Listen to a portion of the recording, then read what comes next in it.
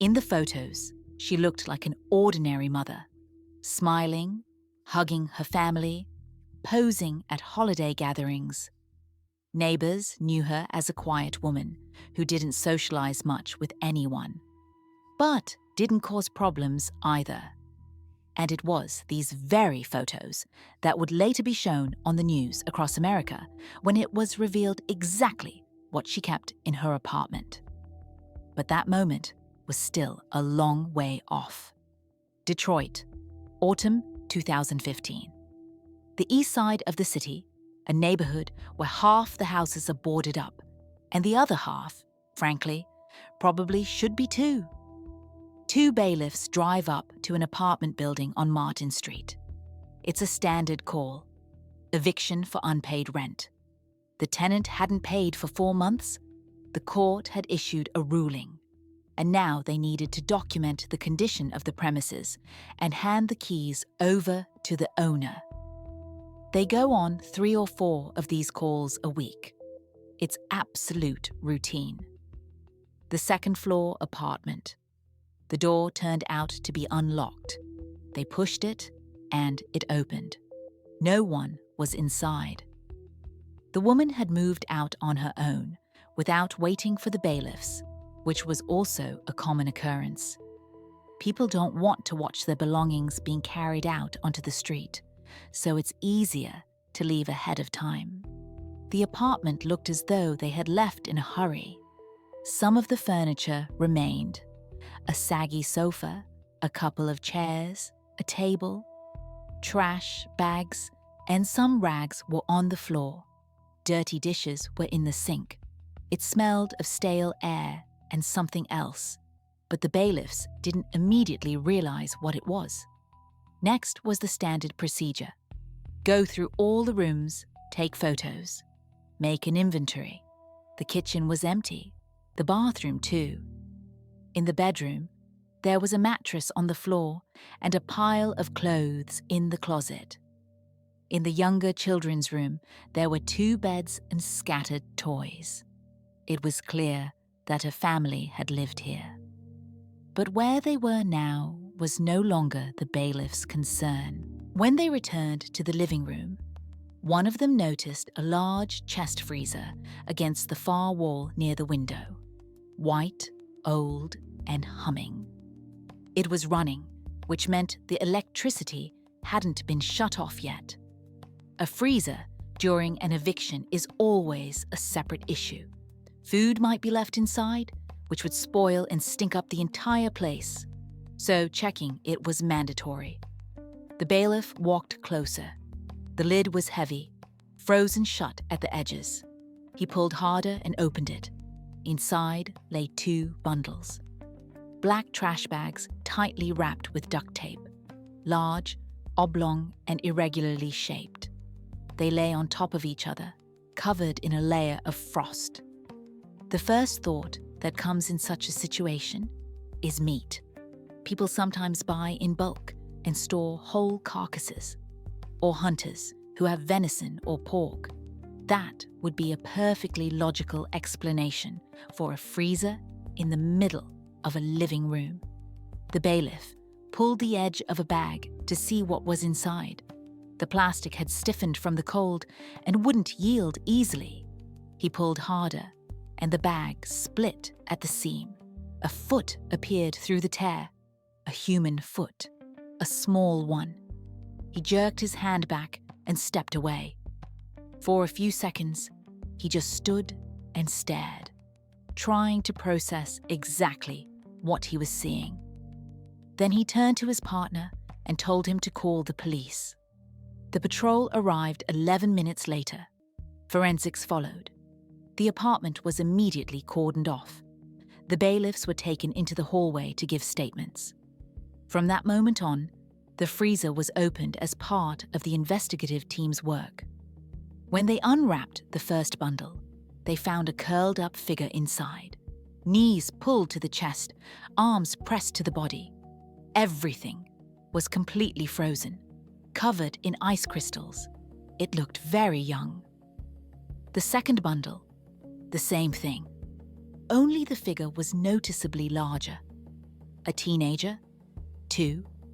Both had clearly been lifeless for a long time, both hidden in a freezer that stood in an ordinary residential apartment where, judging by the toys in the children's room, someone had lived very recently. And so, what began as a routine eviction for non-payment of rent instantly turned into a discovery case. Forensics set to work, and the investigators were faced with the first and main task: to find the woman who lived there. The same one who smiled in the family photos scattered around the apartment. The one who had quietly moved out a few days before the bailiffs arrived, leaving behind dirty dishes, toys, and a freezer that no one was supposed to look into. The tenant's identity was established that same day. The lease agreement, utility bills, court documents for the eviction, everything was under one name. Mitchelle Brown, 35 years old, a mother of 4, all by different fathers. None of the men in her life had stayed for long. They checked the databases. Unemployed, living on welfare and food stamps. In the last 6 months, she had stopped paying rent and had accumulated a debt of several $1,000s. The owner sued, and the court ruled for eviction. For this neighborhood, the story was absolutely standard, nothing unusual. And here was the main question. In the system, Mitchelle Brown was listed as having 4 children, 2 daughters and 2 sons. They found 2 in the freezer. Where the other 2 were, at that moment, no one knew. Investigators began interviewing neighbors. The testimonies were almost identical. A quiet family that kept to themselves. The mother hardly spoke to anyone and didn't seek contact. The younger children sometimes appeared in the yard, but rarely. In the last few months, no one had seen them at all.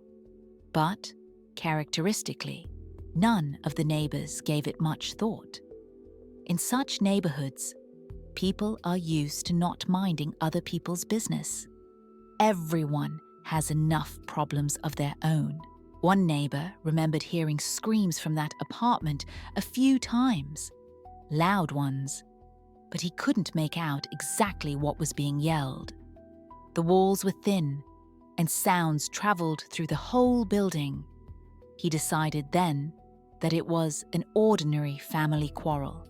Everyone has them, and this "everyone has them" would later resonate in the case files as an example of why no one noticed anything in time.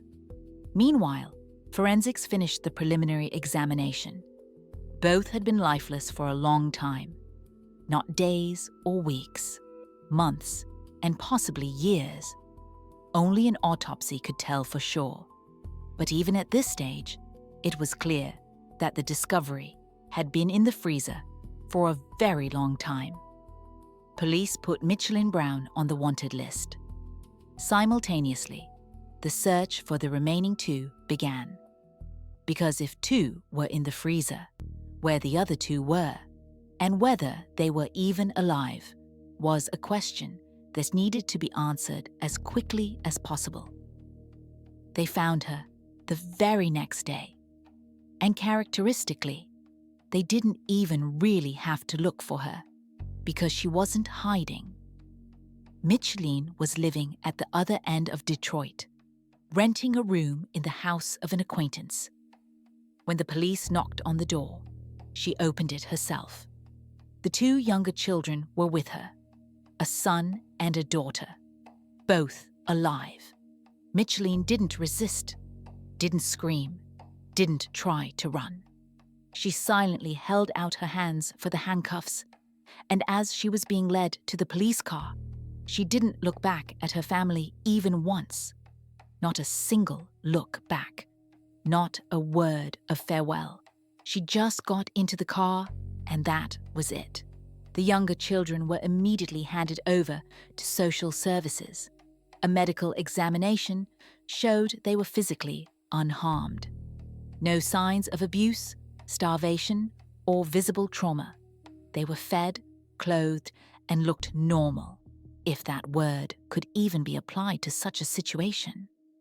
But the eldest daughter was acting strangely. She didn't cry and didn't ask questions about what was happening. She just sat motionless, staring at one spot. When a social worker tried to talk to her, she flinched as if she had been hit. It wasn't just typical teenage withdrawnness. It was something else. The doctor recorded her condition as an acute stress reaction. She understood where she was and could answer simple questions. But something inside her seemed to have shut down, and it wasn't possible to break through that wall immediately. Investigators decided not to push. She was given 24 hours in the hospital under the supervision of a psychologist. Yes, they needed testimony, needed details of what happened in that apartment, but not at any cost, especially since she herself could turn out to be a victim, and treating her like an ordinary witness would be wrong. On the second day, she asked to talk. She said she was ready to tell. From that moment on, the investigation had its first person who could explain exactly what was happening behind the closed doors of the apartment on Martin Street. A person who lived inside this nightmare and somehow survived. The interrogation took place in the hospital, in a private room. An investigator, a psychologist, and a recording camera in the corner were present. She sat on a chair, hands resting calmly on her knees. She spoke quietly, almost without expression, as if reading a text she had memorized a long time ago. At first, there were general questions. Her name, where she studied. She answered briefly, but clearly. And then, the investigator asked about her brother and sister, the ones found in the freezer. She fell silent. For a long time, the psychologist wanted to intervene, to offer encouragement, but the investigator stopped him with a gesture. Sometimes, you just need to give a person time. And then she spoke. She said she was home when the irreparable happened to her brother. She saw how it happened. She saw what her mother had done to him before that. And it wasn't about one day. It had gone on for weeks. The investigator asked about her sister. She nodded. She saw that too. She was home then too. It happened about a year after her brother. The same scheme, the same scenario, the same end.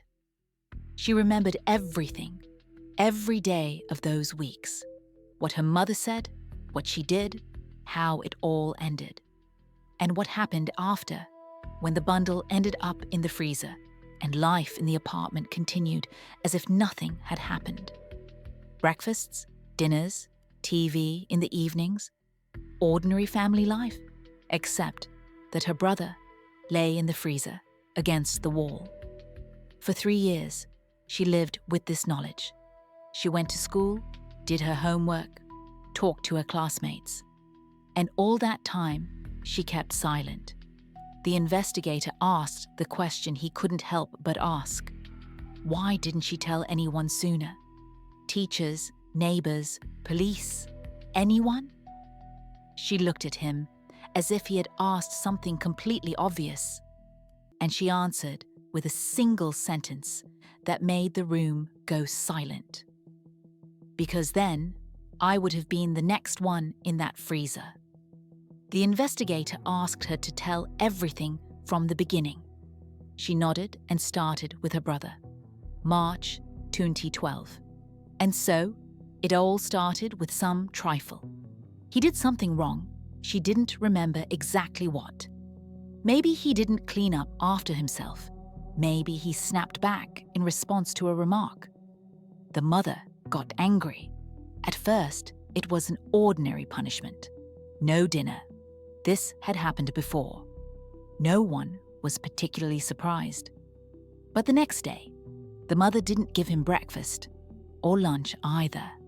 She said that until he understood his behavior, he would get nothing. He asked for food. She wouldn't give him any. 3 days later, he started taking food himself, secretly, at night, when everyone was asleep. His mother caught him doing it. And after that, everything became much worse. She started locking him in a room. She tied his hands so he couldn't get out. She let him out only for the bathroom, and even then, not every time he asked. The daughter saw this every day. She heard him crying behind the closed door, heard him asking for food, for water, asking to be let out. How he gradually went quiet because there was no strength left to scream. Weeks went by, one after another. He grew weak before her eyes. At first, he stopped crying. There was simply no strength. Then he stopped asking. He just lay in the room and was silent. The mother would go into him and check. Sometimes she used force for something only she could see. She said he had to understand that it was all for his own good, that she was doing what any normal mother should do. And these words about a normal mother would later sound particularly horrific in the case files, considering what lay behind them. And then one morning, she went into his room and came out a minute later. Her face was absolutely calm, no emotion. She walked up to her daughter and told her to bring trash bags. He was no longer moving. The one who a few weeks ago had simply displeased his mother in some way had stopped breathing. From that moment on, life in the apartment on Martin Street began a life in which the freezer by the wall kept a terrible secret, and those who remained pretended that nothing had happened, because they simply had no other choice. The mother wrapped him herself. 2 trash bags, duct tape, the cold floor. She worked calmly and methodically, as if she had done it before. The daughter stood in the doorway and watched. Her mother didn't drive her away. On the contrary, she asked her to help hold the edge of the bag. The freezer was already in the living room. Before, they used it to store meat, frozen vegetables, and leftovers. The mother pulled everything out, making space. She put the bundle on the bottom and closed the lid. Then she turned to her daughter and said, "Forget it. There was no brother. If anyone asks, he went to live with relatives. Understand?" The daughter nodded. She understood. And from that moment, her life began, in which she had to walk past that freezer every day and pretend that it just contained food. The next year passed almost normally. School, home, TV in the evenings. The mother got some part-time job, then quit. Money was constantly tight, but they managed somehow. The younger brother was growing up and knew nothing. They tried to keep him away from everything that was happening. The older sister, the one who would also end up in the freezer later, was still alive at that moment. In May 2013, it all happened again. Again, some trifle. Again, something was wrong. The daughter couldn't remember exactly what the reason was. The mother started with the same thing. No dinner, then no breakfast. Then the room, ropes, complete isolation. And it was then that it became clear this was no accident or breakdown. The scheme worked like a fine-tuned mechanism. The same words, the same actions, the same predictable finale. Weeks turned into a month. The sister weakened, went quiet, stopped asking for food and water. Everything followed the already familiar scenario. The one giving testimony watched what was happening again, heard again how someone was crying and asking behind the door, was silent again because she knew to intervene meant taking the victim's place. She had seen once where it ended. Now she was seeing it again and understood the outcome would be the same. When her mother came out of the room with the same calm face as last time, she wasn't even surprised. She just silently went to get the trash bags because she knew what would happen next. The second bundle lay in the freezer on top of the first. The lid closed. And life in the apartment on Martin Street once again went on as usual, as if nothing had happened. Only now, there were 2 in the freezer. Life after that continued, and that was the strangest thing. It just continued, as if nothing had changed. The freezer stood in the living room, against the wall opposite the sofa. White, bulky, constantly humming. They walked past it to the kitchen. They sat near it and watched TV. 2 meters away from it, the family sat down for dinner. An ordinary household item that just stood in its place and didn't bother anyone. The mother forbade opening it. She didn't explain why. She just forbade it. And that was it. The daughter already knew the reason. But the younger brother knew nothing. For him, there was another version. The brother and sister had gone to live with some distant relatives, somewhere far away. They would return someday. He sometimes asked about them. For the first few months, he asked often, then less and less. Then he stopped completely. People get used to everything, to the absence of loved ones too, especially when adults pretend everything is fine. 3 years, more than 1,000 days.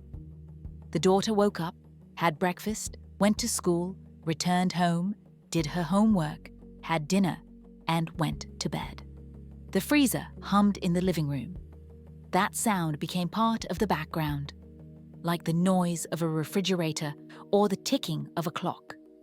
She learned not to hear it, learned not to think about what lay inside, learned to walk past without turning her head or lingering her gaze. And what is important to understand, the neighbors noticed nothing in all those 3 years. Not once did anyone ask where 2 of the family members had gone. In this neighborhood, people appeared and disappeared constantly, moving to other cities, going to relatives, ending up in shelters or the foster care system. One more, one less. No one counted or kept track. The mother behaved as usual all this time. Cooked food, cleaned the apartment, argued about bad grades. Sometimes she snapped, screamed, could hit for some offense. But not like back then, not according to that scheme of hunger and isolation that had twice ended tragically. The daughter waited. Every day she woke up and waited for it to start again. For her mother one day to look at her with that same gaze she had already seen twice, to say the familiar, "No dinner tonight," and then the same mechanism would be triggered that had already taken her brother and sister. But it didn't happen, not yet, and this waiting, stretched over 3 years, was even scarier than if everything had happened at once. The investigator asked, 3 years, and in all that time, not a word to anyone? She shook her head. Not a single word. And here it is important to understand that she had moments when she wanted to tell. Once at school, a teacher asked if everything was all right at home. She opened her mouth to answer and immediately closed it. She said, "Yes, everything is fine." The teacher nodded and moved to the next question. She never asked again. There was also a school psychologist. Once a year, there was a mandatory conversation, 5 minutes for each student. Standard questions. How are you? How are your studies? Are there any problems at home or at school? She sat opposite him and thought, what would happen if I told the truth? Right now, to this person? He would write down her words, call whoever needed to be called. The police would come. And then what? She imagined returning home after such a conversation. How her mother would open the door, how she would look at her. Her mother would definitely find out that the daughter had told someone. If not from the police, then from the neighbors, from social services, from anyone. In such neighborhoods, news travels fast. Everyone knows everything. And then she would be next. This wasn't just fear or a guess. Her mother had told her directly, even after the first time. She came up in the evening, when the younger ones were already asleep. She looked her in the eyes. Her voice was calm, casual, as if she were talking about a shopping list or plans for tomorrow. If you tell anyone, you'll lie down right next to him. The daughter knew what was in the freezer, knew how it got there, saw the whole process with her own eyes. And she understood that her mother wasn't joking or scaring her. She was just explaining how everything was now arranged in the family. New rules that couldn't be broken. After the second time, when the sister was put in the freezer, the mother said nothing. There was no need to repeat the threat. The daughter understood everything by then without words. She saw what her mother was capable of and knew that those words were not an empty threat, but a very real scenario that could be realized at any moment. And that is exactly why she was silent for 3 years. She went to school, talked with teachers and classmates, answered the psychologist's questions, and each time she chose silence. Because the price of words was too high. Telling the truth meant signing her own death warrant. Mitchelle Brown was interrogated the day after her arrest. A private room, an investigator, a lawyer, a camera in the corner. Standard procedure. Nothing unusual. She entered calmly, sat on a chair, and put her hands on the table.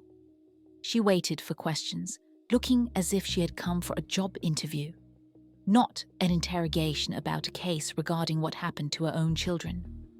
The investigator started with formalities: name, age, home, address. She answered in a steady voice, without pauses or hesitation. Then they moved to the heart of the matter. 2 people were found in the freezer in your apartment. Do you know who they are? Mine. Do you know how they ended up there? I put them there. The lawyer flinched, wanted to say something, maybe stop her or ask for a break for a consultation. She paid no attention to him. She continued to look at the investigator. Her gaze was direct, unblinking, absolutely calm. The investigator clarified. Did she understand what she had just said? Did she understand that it was a confession? She nodded. Yes, she understood. He asked exactly how it had all happened. She answered that it was punishment. They had behaved badly, and she was punishing them. At some point, they stopped breathing. That was the whole explanation. A few sentences spoken in the same tone she had used a minute ago to give her home address. And it is important to note, her voice didn't falter once during the entire conversation. Not a shadow of remorse, not a hint of emotion. She spoke of what had happened as if she were describing a mundane household situation not worth much attention. The investigator asked a direct question. Did she regret what had happened? She tilted her head slightly, and it was clear the question genuinely surprised her, as if she had been asked something obvious or illogical. No, I did what I had to do. The interrogation continued for about 40 more minutes. Dates, details, the sequence of events. She answered everything, clearly, consistently, without contradictions or confusion in her testimony. The confession was recorded on camera and documented in a report. She never gave a motive. At least not one that could be understood or explained from the standpoint of normal logic. She only said one phrase: "They deserved it." She wouldn't add anything more. And those two words, "they deserved it," would later be cited in all the materials on this case as an example of how distorted her perception of reality was. The investigation began digging into Mitchelle Brown's past. They searched for any explanation, something that would help understand how a person reaches this point. They found a lot of material, but not exactly what they were looking for. She was born in 1980 in South Detroit, a neighborhood where poverty was passed down as naturally as eye color or nose shape. She didn't know her father. He had left before she was born. Her mother worked 2 jobs and was hardly ever home. Mitchelle grew up essentially on her own, on the street, among others like her who weren't really being watched. She dropped out of school at 16. Later, her first pregnancy. The father disappeared a couple of months after the birth. A second pregnancy by another man. This one lasted a little longer, but also left in the end. After that, the same story. None of the men stayed by her side. By 25, she had 4 children, no education, and no permanent job. She lived on welfare, food stamps, and odd jobs. She moved every year or two, either evicted for debt or moving out herself when problems piled up. 8 different addresses in 10 years. And characteristically, neighbors in the different places she lived remembered the same things. Withdrawn, suspicious, she talked to no one and didn't seek contact. If someone tried to speak to her, she answered in monosyllables and walked away. The younger ones rarely appeared in the yard. They had no friends. Social services received alerts 3 times. The first time in 2008, a neighbor reported hearing screams from the apartment. An inspection came, found nothing, and closed the case. The second time in 2010, the school noticed that one of the family members constantly came to classes hungry. A home visit, a conversation with the mother, a formal dismissal in the report. The third alert came in 2011, a year before the first case, an anonymous call complaining about noise and crying. An inspector arrived. No one opened the door. He returned a few days later. Everything was quiet. No signs of problems. The case was closed again. 3 alerts, 3 inspections, 0 real results. The investigation eventually pieced together a full picture of her life. Chronic poverty, social isolation, a total lack of support, and a system that repeatedly looked through its fingers at the warning signs. All of this explained the constant stress, explained the emotional breakdowns. To some extent, it even explained the use of force against her family. But it didn't explain the main thing. Why these 2? Why not all 4? What distinguished those who ended up in the freezer from those who stayed alive and lived to the moment the police knocked on the door? No answer to this question was ever found. The answer was found in the testimony of the eldest daughter. Not immediately. Investigators returned to her a few days later when the first interrogation of the mother hadn't really clarified anything. They asked directly, "Did the mother treat everyone the same?" The daughter shook her head. "No, not the same.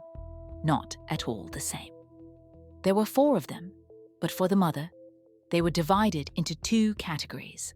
The younger son and the eldest daughter were one group, and those 2 who eventually ended up in the freezer, were another entirely. The mother never spoke of this directly and explained nothing. But the difference was felt in literally everything.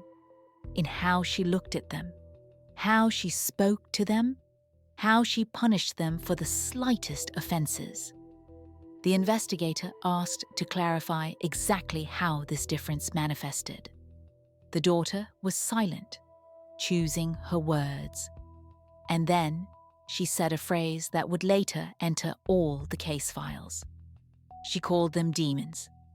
And it is important to understand, not in a quarrel, not in a moment of anger or a breakdown. Just like that, in ordinary conversation, like a name, like a statement of fact.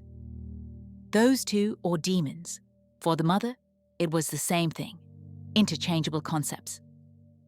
The daughter remembered how she once worked up the courage to ask, why? What did they do? Her mother looked at her with a long, heavy gaze and answered, "You won't understand. They are different, bad. There's something dangerous inside them, and they need to be kept strictly, or they'll do harm." To whom specifically they would do harm, she didn't specify. What exactly was dangerous about them, she didn't explain. For her, it was so obvious that it required no proof or explanation. Just a fact she knew, and the others had to take on faith. And there was one more detail the daughter told. Before starting another punishment, each time with both, the mother said the same phrase. She didn't shout, didn't break into a scream. She spoke calmly, almost casually, looking into their eyes. "I know who you really are." After these words, weeks of hunger, isolation, and abuse would begin. And then, the freezer. Investigators recorded the testimony. The picture was gradually coming together. In her mind, the mother had divided her own children into pure and impure. She considered two normal and two demons who needed to be gotten rid of. But why exactly these two fell into the category of demons and not the others still remained unclear. No logic, no explanation that could be understood from the perspective of a normal person. After this testimony, the investigation decided to order a full psychiatric evaluation. Because what the daughter described already went far beyond the bounds of ordinary abuse or parental breakdowns. This was something else entirely. The evaluation took 2 weeks, 3 psychiatrists, a series of interviews, standard tests, a detailed analysis of behavior. Mitchelle Blair fully cooperated with the specialists, answered all questions, performed tasks, and refused nothing. She behaved calmly and rationally, like someone with nothing to hide. The conclusion, sane. The experts detailed everything. She was fully aware of her actions at the time they were committed. She understood exactly what she was doing. She understood that it was illegal. She understood the consequences, both for her children and for herself.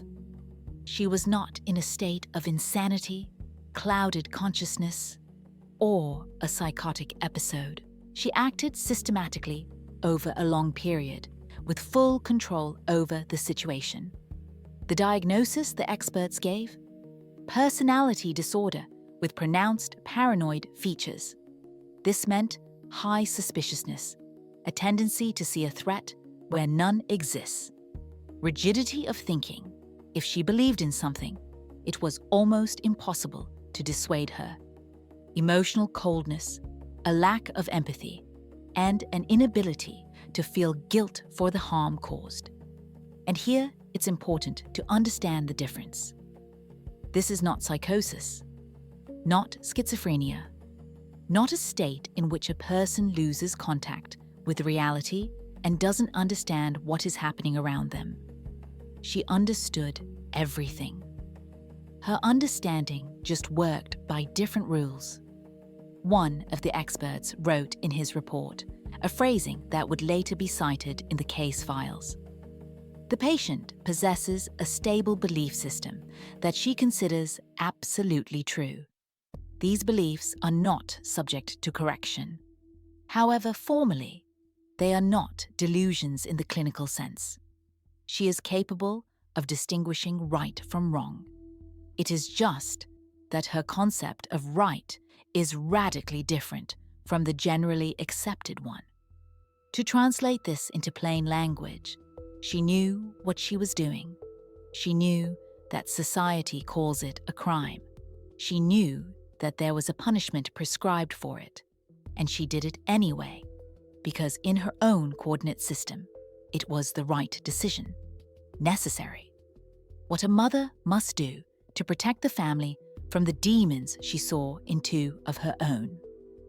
The court accepted the expert's conclusion without objection.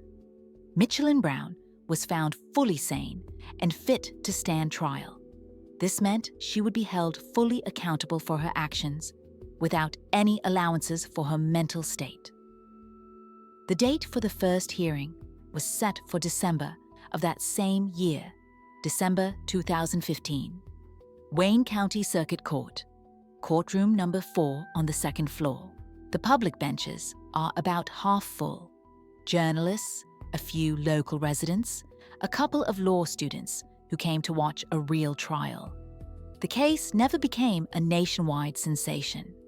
Detroit has seen plenty in its history, and it is hard to surprise anyone here. Mitchelle Brown was led into the courtroom through a side door. Orange prison jumpsuit, handcuffs on her wrists, guards by her sides. She sat at the defense table and placed her hands in front of her. Her face was absolutely motionless, her gaze directed straight ahead. During the entire session, she never once turned her head, neither toward the public nor toward the jury. The prosecution presented 2 counts under a particularly serious statute. The prosecutor, a woman sharp with short grey hair, began with the chronology of events. March 2012, the first victim, a son. May 2013, the second victim, a daughter. The methods in both cases were the same: deprivation of food, harsh treatment, complete isolation from the outside world. Duration, several weeks in each case. Then they moved on to the autopsy results. The medical examiner recorded that both suffered from a complex of factors: extreme emaciation, dehydration, multiple injuries. Traces of recurring trauma were found on the bones. Some of them were old, already healed. Some were brand new. This meant the abuse had continued for a long time, well before those final weeks began. The prosecutor showed photos from the scene. The room fell silent. One of the jurors looked away. A woman in the first row covered her mouth with her hand and sat like that until the end of this part. Then the testimony of the older daughter was read.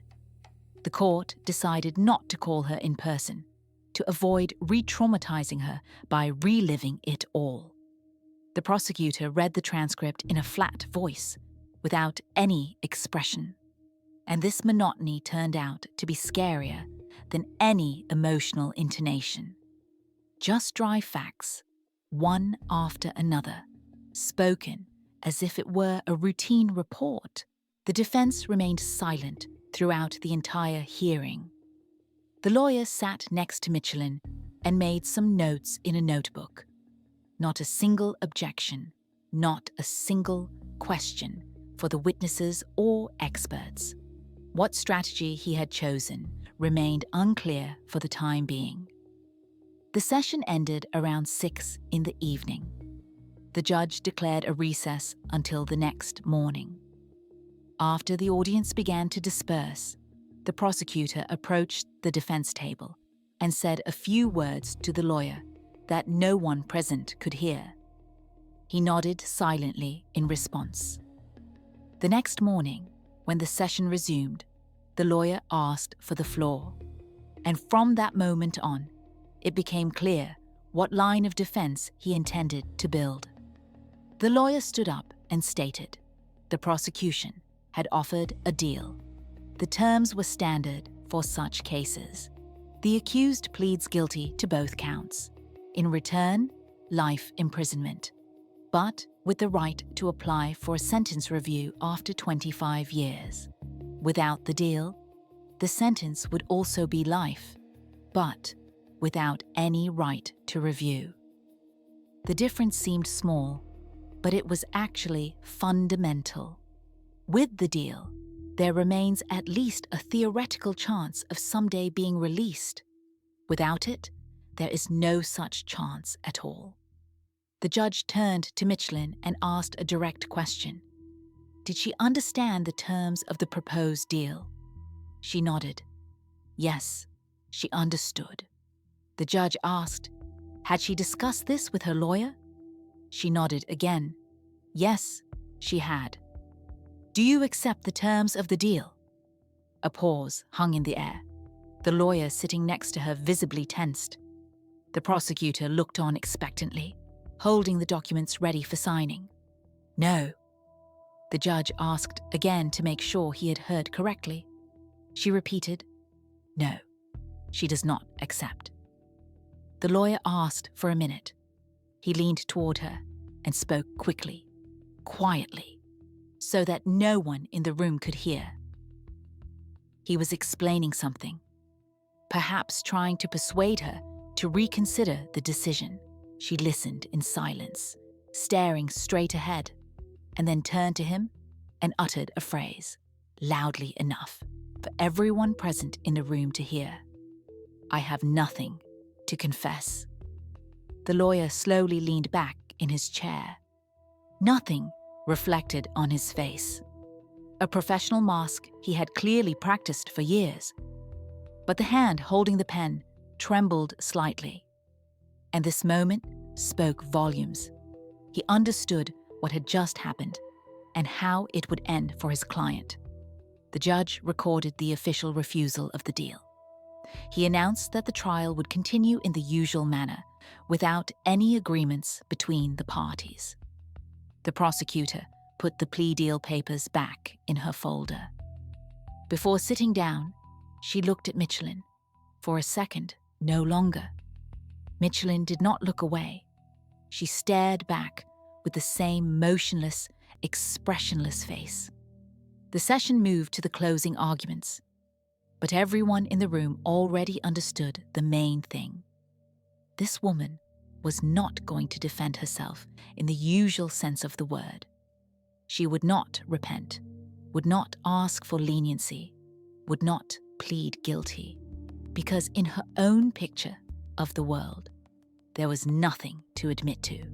She did what she thought was right, and no court could convince her otherwise. And that was exactly what made her truly terrifying. Not the abuse itself, but the absolute certainty of her own righteousness. Closing arguments took a day and a half. The prosecutor once again reconstructed the full chronology of events, repeated all the evidence, and demanded the maximum possible punishment. The defense tried to press on the defendant's difficult childhood, poverty, and the total lack of support from society and the state. But without a guilty plea, all of this sounded hollow, like an attempt to justify what is unjustifiable. The jurors listened with stony faces, and it was hard to tell from their expressions what they were thinking. Before the jury retired to deliberate, the judge addressed the accused. Standard procedure. The right to a final statement. You can remain silent, or you can speak and say something in your defense. Most defendants in such cases refuse. Lawyers usually advise not to take the risk, because any careless word can only worsen the situation. Mitchell Brown rose from her seat. The room instantly froze. The guard standing behind her took a small step closer, just in case. She paid no attention to it. She stood straight, her arms hanging loosely at her sides. She looked directly at the judge, and then she spoke, in the same even voice everyone had already heard during the interrogations, without distress, without tears, without the slightest attempt to evoke pity or sympathy for herself. She stumbled slightly on the word, as if it took effort. Those two were evil, true evil. I saw it every day. I saw what they were doing. I saw who they really were behind all those faces. The judge listened in silence, not interrupting. The prosecutor froze with her pen in hand, forgetting to take notes. I did what I had to do. I protected my family. I protected those who could not protect themselves. It was my duty as a mother. She slowly looked around the entire room. The jurors in their box, the journalists with their notebooks, the random spectators in the back rows. And in that gaze, there was neither fear nor remorse. Only calm, absolute certainty. You can condemn me. That is your right. I do not dispute it. But I know I did the right thing. And if everything were to happen again, if I found myself in the same situation, I would do the same thing, without hesitation. After these words, she calmly sat down and placed her hands on the table in front of her. Her face remained perfectly calm, without a shadow of emotion, as if she had just spoken of something mundane. Silence hung in the room. That special silence when people do not know how to react to what they have just heard. Then the judge cleared his throat and announced a recess for the jury's deliberation. And at that moment, it became finally clear to everyone present.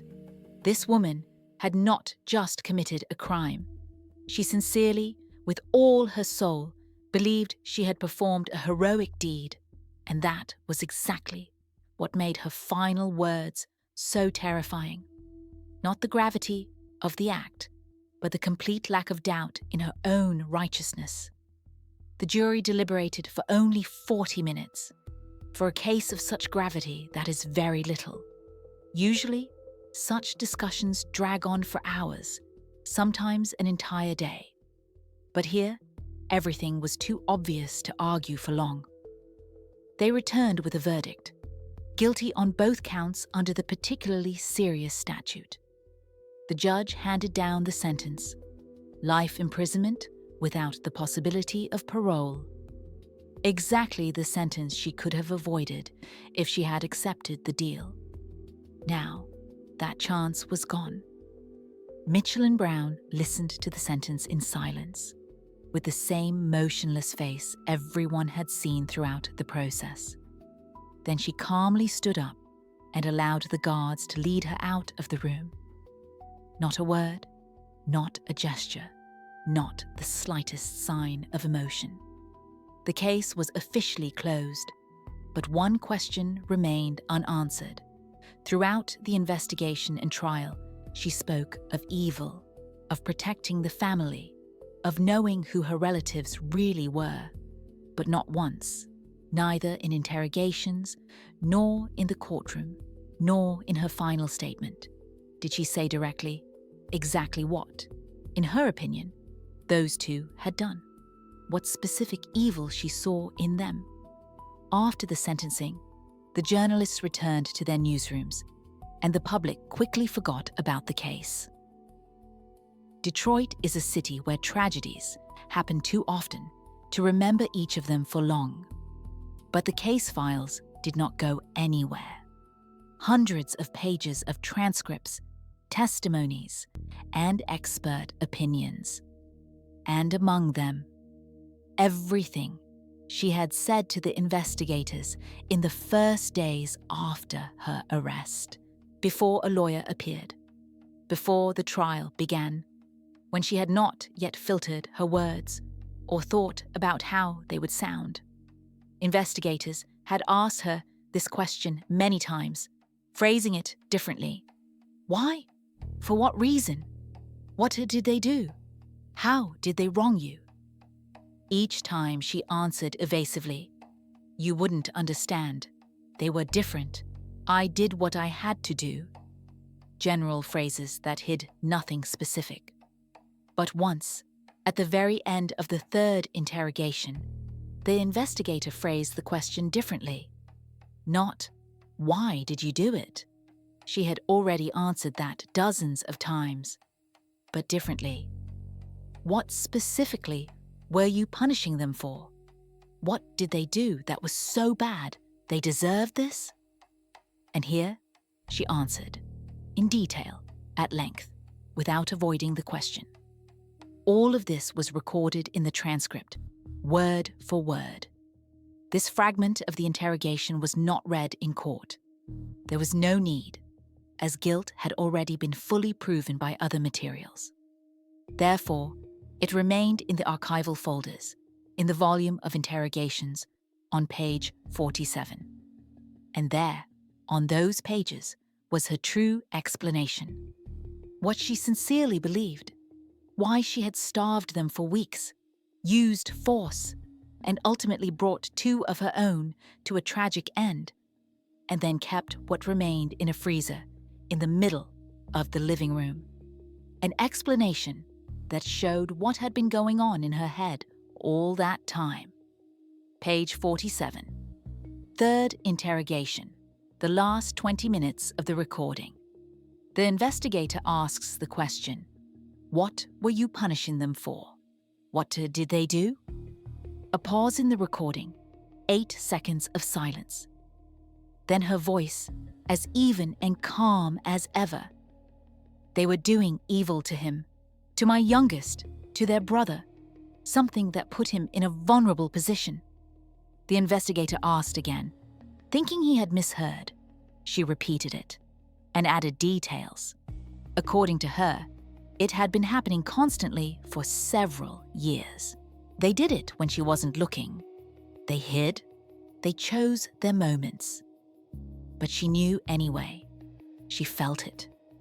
She saw it in his eyes, in their behavior, in the way they looked at each other at the dinner table.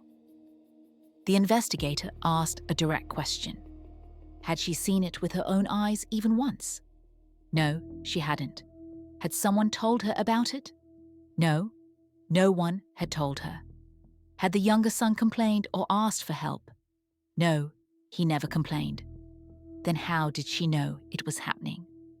A mother always knows. After this interrogation, the investigation began to check her words. The younger son was interviewed separately, in the presence of a psychologist, with all necessary precautions and according to all protocols for working with minors. He didn't understand what he was being asked at all. Nothing of the sort had ever happened. He loved his brother and sister, missed them, and all this time sincerely believed they had simply gone to stay with some relatives.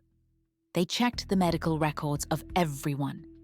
No traces of anything like that. No characteristic injuries. Absolutely nothing that would indicate it. They interviewed the school, neighbors, distant relatives. No one had ever noticed anything suspicious in the relationships between them. They behaved like ordinary brothers and sisters, nothing more. There was no evidence for what Mitchelle Blair was saying, because the event itself did not exist. It never happened in reality. But in her head, everything looked completely different. There, two of her close ones were the ones causing evil, monsters, a threat from which she was obligated to protect the youngest at any cost.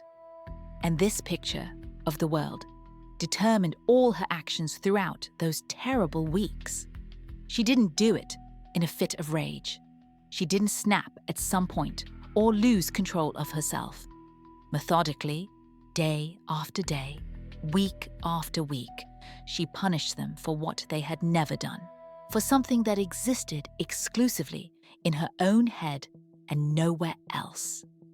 And this is where everything finally comes together into a single picture. Demons, because in her perception, they were the source of evil. The division into two categories was a division into the protected and the guilty. A total lack of remorse, because in her version of reality, she saved her loved one from monsters. And those weeks of suffering before the end, that wasn't punishment in the usual sense, it was justice. She was passing judgment on those she considered guilty. She believed in this absolutely, without the slightest doubt. And, by all accounts, she continues to believe it to this day, sitting in a prison cell with a life sentence. For her, this story was never about what she did. It was a story about a mother who protected her loved one. And that is why she refused the deal. Why she did not plead guilty. Why in her final statement she said she would do it all again. In her world, she is not a criminal. She is a heroine.